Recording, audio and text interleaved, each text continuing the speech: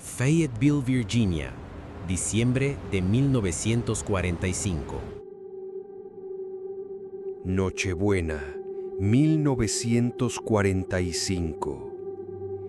Mientras millones de familias en Estados Unidos celebraban la Navidad, en una pequeña ciudad de Virginia Occidental, una tragedia se desarrollaba en medio de la oscuridad y el frío. George Souther nació como Giorgio Soddu en Tula, Cerdeña, Italia, en 1895. Emigró a los Estados Unidos a la edad de 13 años. George se abrió camino desde un trabajador ferroviario, acarreando agua y suministros, hasta convertirse en un exitoso empresario de camiones, transportando tierra y carbón en la región. La vida de George estuvo marcada por tensiones con algunos de sus compatriotas italianos en Fayetteville, una comunidad con una gran población de inmigrantes de su país natal. Esto ya que él era una persona que no se guardaba sus opiniones y no estaba de acuerdo con el dictador italiano Benito Mussolini, lo que le generaba frecuentes discusiones y enemistades con aquellos que abiertamente lo apoyaban.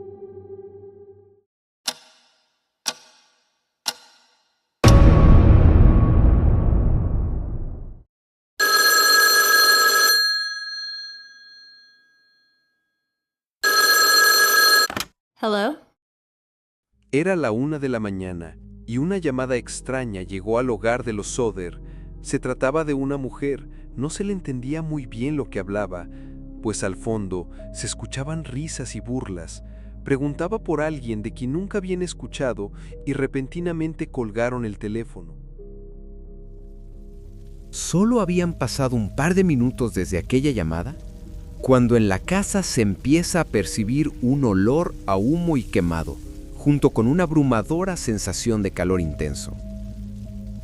La casa ya se encontraba inexplicablemente rápido en llamas. Rápidamente George y Jenny empezaron a sacar a su familia de su casa. Como pudieron, sacaron a 4 de sus 9 hijos, Sylvia, Marion, John y George Jr. Sin embargo, 5 de ellos aún permanecían dormidos en sus cuartos, quienes compartían habitación en la parte superior. George luchó por entrar a la casa en llamas, pero el fuego ya cubría las escaleras, por lo cual no pudo subir por ahí.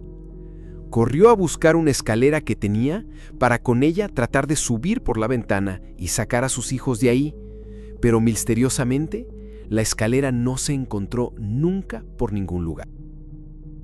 George intentó tomar alguno de sus 2 camiones que tenía, pero por alguna extraña razón ninguno de los 2 quiso encender. Marion, una de las hermanas, corrió con los vecinos, quienes llamaron a la estación de bomberos, pero nadie respondió. Otros vecinos también intentaron comunicarse con ellos y tampoco obtuvieron respuesta. El último vecino que llamó tomó su auto y fue a la estación de bomberos para encontrarse con que ahí estaba el jefe de bomberos, F.J. Morris. Sin embargo, a pesar de que la estación solo se encontraba a 4 kilómetros de distancia, los bomberos llegaron hasta las 8 de la mañana, 7 horas después de que comenzó el incendio. Para cuando llegaron, de la casa solo quedaban cenizas. Se buscó entre las cenizas los restos de los hermanos que se presume fallecieron en el incendio. Sin embargo, nunca se encontraron restos de huesos, piel o algo que sugiriera que los hermanos estuvieron ahí. Se llegó a mencionar que los huesos pudieron haber sido consumidos por las llamas, pero para que esto sucediera, la casa tendría que haber ardido a más de 2000 grados centígrados.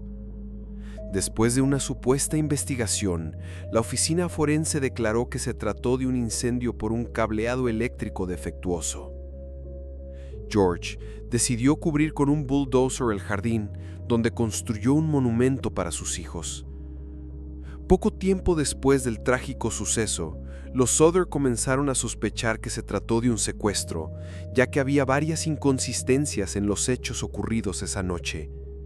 Se había dicho que el incendio lo provocó un cableado defectuoso, pero solo pocos meses atrás, la propia compañía eléctrica había realizado trabajos de mantenimiento en la casa de los Souther. La familia comenzó a sospechar por los desacuerdos que tenían con la política de su país y sus compatriotas que sí estaban de acuerdo, aunque también se especuló que George dejó Italia bajo razones sospechosas. Incluso corrió el rumor que estuvo envuelto en cosas ilícitas. Poco antes del incendio, un vendedor de seguros se acercó a la casa de los Souther. Al ver que no lograría concretar ninguna venta, perdió la calma. Comenzó a maldecir, a gritar e incluso llegó a amenazar de muerte a la familia.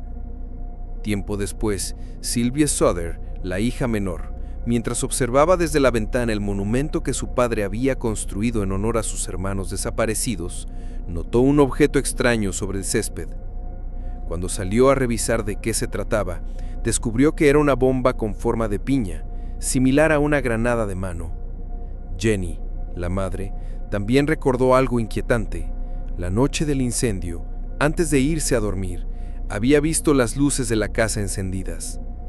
Eso descartaba la teoría oficial de que el fuego se hubiera iniciado por un fallo en el cableado eléctrico.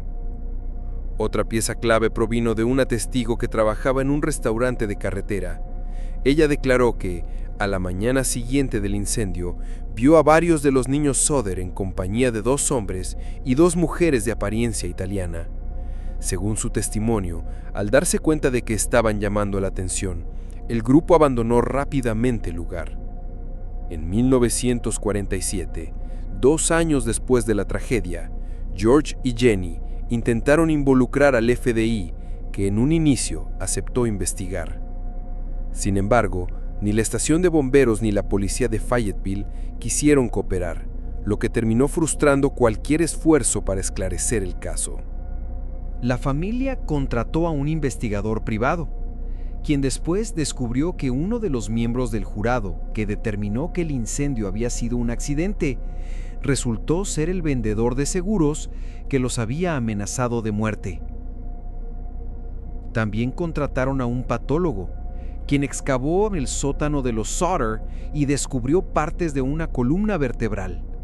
Tras un estudio, concluyó que pertenecían a un adolescente de entre 16 y 17 años. Sin embargo, el mayor de los niños desaparecidos tenía solo 14 años, lo que hacía muy poco probable que fueran de alguno de ellos. Además, los huesos no tenían señales de haber estado en el fuego. El entonces gobernador de Virginia Occidental declaró el caso como cerrado, dejando a los Souther sin esperanza y sin ayuda. La única esperanza de la familia fue colocar un letrero en la Ruta 60 para obtener información sobre sus hijos, el cual permaneció allí durante 40 años. Algunos creen que la mafia pudo haber estado involucrada. La familia incluso recibió una carta en la que se decía que la hija mayor desaparecida se encontraba en un convento en St. Louis. George se dedicó a investigar todos estos rumores, pero ninguno dio con alguna pista real sobre sus hijos. 23 años después, en 1968, Jenny Souther recibió una carta dirigida especialmente a ella, sin remitente, aunque se podía ver que provenía del estado de Kentucky. En ella venía una foto de un hombre de unos 20 años. La familia, por los rasgos parecidos en ojos, nariz y otros detalles, creyó que podía tratarse de Louis Souther. En la parte trasera de la foto estaba escrito lo siguiente: Louis Souther, amo a mi hermano Frankie, chicos. A 9013 2 o 35. La familia contrató a un detective en Kentucky para investigarlo, pero extrañamente nunca volvieron a saber de él. George murió en 1969 a la edad de 74 años. Jenny Souther murió en 1989 a la edad de 85 años. Sylvia Souther, la hija más pequeña que tenía 2 años en el momento del incendio, murió el 21 de abril de 2021. Jenny Henthorne, hija de Sylvia, sigue aún investigando el caso, justo como se lo prometió a su madre. Después de todos estos años, el caso sigue sin respuestas. ¿Qué le habrá sucedido a los pequeños Sutter? ¿Habrán sido víctimas de un incendio o alguien los habrá secuestrado? Por el momento, el caso permanece sin resolver. ¿Y tú, cuál crees que haya sido el destino de los niños Sutter? Déjamelo saber en los comentarios. Y si te gustó, dime qué otro caso te gustaría que te trajera en el próximo video.